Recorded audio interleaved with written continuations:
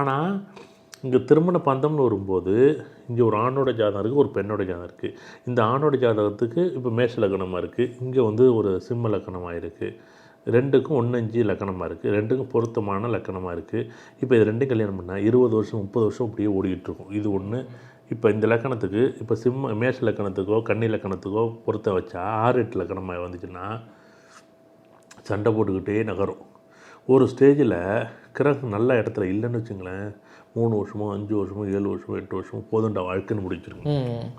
ஓரளவுக்கு ஒரு லக்கணம் நல்லா இருந்துச்சுன்னா இழுத்து படிச்சுக்கிட்டு ஒரு 10 20 30 வருஷம் ஓடிக்கிட்டு தான் இருக்குது. நாங்கள் என்ன சொல்கிறோம், அட்லீஸ்ட்டு ஒரு வாழ்க்கையை பற்றி பார்க்குறோம், ஒரு 15 நிமிஷம் இல்லை 20 நிமிஷம் அவ்வளோதான்.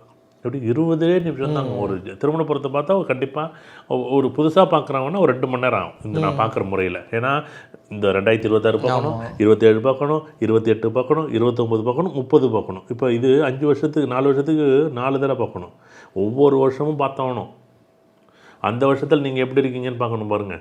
சும்மா வந்து இன்றைக்கி இருந்துக்கிட்டு 2030 பற்றி நம்ம பேசணும் நடக்கும்போது 2030 கமல் எப்படி இருக்கார், மூர்த்தி எப்படி இருக்கார், 2031 கமல் எப்படி இருக்கார், மூர்த்தி எப்படி இருக்கார், 2032 மூர்த்தி எப்படி இருக்கார், கமல் எப்படி இருக்கார். இப்போ இந்த இடத்துலேருந்து பொருத்தம் பார்த்தா தான் கரெக்டாக இருக்கும். நான் 2026 வந்துட்டு 2032 பற்றி எப்படி பேச முடியாது. ஆனால் இன்றைக்கி வரைக்கும் எப்படி வருமானு 1980 உட்காந்து தான் பொருத்தம் பார்த்துக்கிட்டு இருக்கிறோம். அதுதான் கோவம் வருது. அப்போ உங்கள்கிட்ட வந்தால் அடுத்த 20 வருஷத்துக்கு நல்லா இருப்பாங்களாம். 10 வருஷம் இல்லை 20 வருஷம். இப்போ ஜாதகம்னு சொல்ல 2 வருஷத்துக்கு தான் நாங்கள் பார்ப்போம். இப்போ நீங்கள் 26 வந்தால் 27 28 2 வருஷத்துக்கு தான் உங்களுடைய செயல் என்ன. இப்போ நான் ஒரே ஒரு கேள்வி கேட்பேன், என்னென்னா உங்களோட கேள்வி என்ன. இப்போ நான் தொழில் செய்ய போகிறேன்னு நீங்கள் சொன்னீங்கன்னா 26 27 எப்படி இருக்குது, நல்லா இருக்கா நல்லா இல்லை. இப்போ தொழில் தொடங்கக்கூடாதுன்னு சொல்லியாச்சு.